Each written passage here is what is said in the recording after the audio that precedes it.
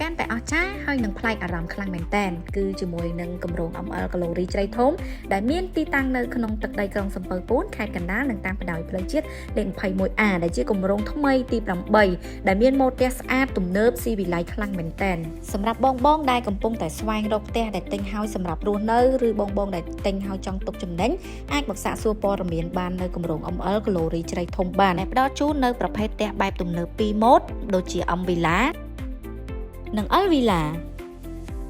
ហើយអ្វីដែលពិសេសទៀតនោះក្នុងឱកាសបើកលក់នេះលោកអ្នកនឹងទទួលបានការបញ្ចុះតម្លៃពិសេសត្រឹមតែ10ផ្ទះដំបូងតែប៉ុណ្ណោះសម្រាប់ព័ត៌មានលម្អិតបន្ថែមកុំភ្លេចធ្វើការឆាតចូល Page ឬអាចខលទំនាក់ទំនងទៅលេខខាងលើនេះតោះឥឡូវនេះរីករាយទៅទស្សនាពីសំណង់នៃការសាងសង់ក្នុងគម្រោង ML កាឡូរីជ្រៃធំទាំងអស់គ្នា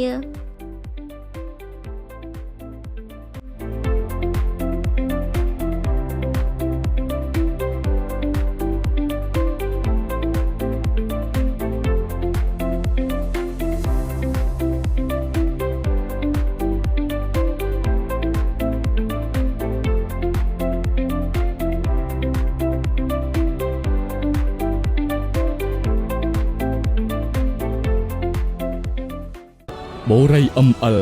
ធ្វើឲ្យជីវិតកាន់តែមានសុភមង្គល